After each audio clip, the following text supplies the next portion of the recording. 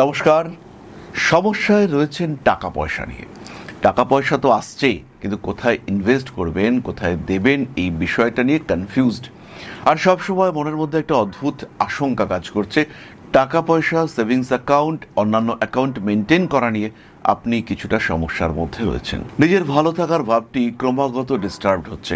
নিজেকে আর একটু স্টেবল রাখবার চেষ্টা করছেন, কিন্তু কিছুতেই আপনি আলটিমেটলি রেখে উঠতে পারছেন না।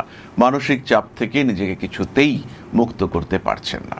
তার সঙ্গে সঙ্গে যে কথাবার্তাগুলো বলছেন, বলার পরে মনে হচ্ছে এটা আমি বলে ফেললাম, এটা তো বলা ঠিক হয়নি।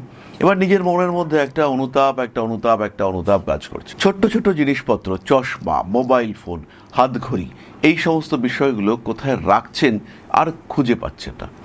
ওষুধ খেতে ক্রমাগত ভুলে যাচ্ছেন। এই সমস্ত সমস্যার কারণ হলো আপনার দ্বিতীয় কেতু অবস্থান করে রয়েছে। ভোরবেলা ঘুম থেকে উঠবার পরে হঠাৎ মনে হলো মুখ থেকে হালকা ব্লিডিং হচ্ছে, একটু রক্তপাতের সম্ভাবনা সেটা বাড়তে দেখতে পাওয়া যাচ্ছে। স্বামী কিংবা স্ত্রীর মধ্যে অ্যাটাচমেন্ট তো আছেই, কিন্তু কিছুতেই প্রকাশ করতে পারছেন না। মুখ দিয়ে এই কথাটা বলতে পারছেন না যে আমি তোমায় ভালোবাসি।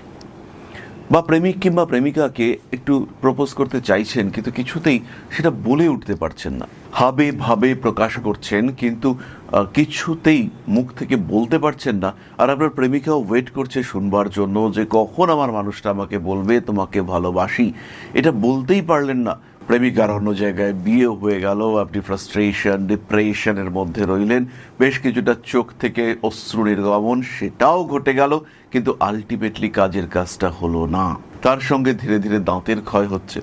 শেয়ার মার্কেটে তো বেশ কিছু টাকা ইনভেস্ট করেছিলেন, আপনি ভেবেছিলেন যে প্রায় 1-2 বছর পরে কিছুটা হলেও তো বাড়বে, কিন্তু কিছুতেই আপনার কেনা শেয়ারগুলোর টাকা বাড়ছে না। অথবা আপনি 10টা শেয়ারে ইনভেস্ট করেছেন, তার মধ্যে 1টা বা 2টো বাড়ছে, বাকিগুলো কিছুতেই বাড়ছে না।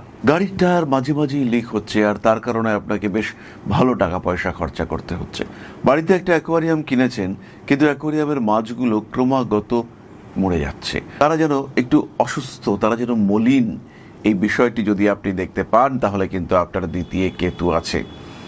বেশ বইপত্র কেনার ইচ্ছে রয়েছে, বইপত্র কিনেছেন, গল্পের বই অনেকগুলো হয়েছে। এবার কোনো বন্ধু, কোনো কাছের মানুষ, তারা আপনার কাছ থেকে বই নিল, আর সেই বই ফেরত দিল না। দিন যায়, সপ্তাহ যায়, মাস যায়, কিন্তু আপনার বন্ধু আর আপনাকে কোনোভাবেই আপনার বই ফেরত দিচ্ছে না। মুখের স্কিন ইস্যুতে ক্রমাগত ভুগছেন, মাথার চুল উঠে যাচ্ছে, মনে হচ্ছে খুব অল্প বয়সে চুলগুলো পেকে গেল। সেই ক্ষেত্রে কিন্তু দ্বিতীয় কেতু থাকার সম্ভাবনা ভীষণ ভীষণ বেশি।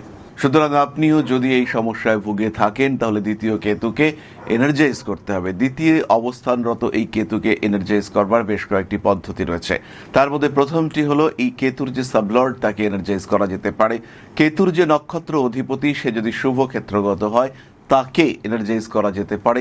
নক্ষত্রের বিশেষ কিছু দান রয়েছে, প্রত্যেকটি নক্ষত্রের বিশেষ দান রয়েছে। সেই দানের মাধ্যমে এই কেতুর শুভত্ব বৃদ্ধি করার চেষ্টা, সেটা করা যেতে পারে। তার সঙ্গে সঙ্গে ফিনান্সিয়াল ম্যানেজমেন্ট, এবং সেই ম্যানেজমেন্ট থেকে বেরোবো না, এই সংকল্প করে লিখে লিখে খরচ করা, এটা করা যেতে পারে। এবং সর্বোপরি কেতুকে যারা দৃষ্টি দিয়েছেন, কেতু যে ভাবে অবস্থান করে রয়েছেন, সেই ভাব বা রাশির ডিসপোজিটর, তাকে বুস্ট করে এই কেতুকে এনার্জাইজ করা যেতে পারে। যদি এই কেতু আপনার যথেষ্ট দুর্ভাগ্যের কারণ হয়ে থাকে, তাকে কন্ট্রোল করার চিন্তা, সেটা অবশ্যই করা যেতে পারে।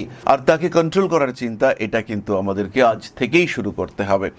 দশা অনুযায়ী নেগেটিভ প্ল্যানেটারি ম্যানেজমেন্ট, এটা ভীষণ গুরুত্বপূর্ণ। কি দান করবেন, কি খাবেন, কি পরবেন, কোন পাথর, কোন রত্ন ধারণ করবেন, প্রত্যেকটি বিষয় গুরুত্বপূর্ণ, আর আপনার অগ্রগতিকে বাড়িয়ে দিতে সাহায্য করে।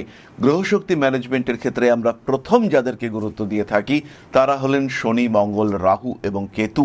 এই নেগেটিভ, নৈসর্গিক অশুভ গ্রহদেরকে ম্যানেজ করতে পারলেই, তাদের পাওয়ার, তাদের এনার্জিকে ডেভিয়েট করতে যদি আমরা পারি প্রপার ওয়েতে, তাহলে আমাদের গ্রোথ রেট কিন্তু হবে অসাধারণ।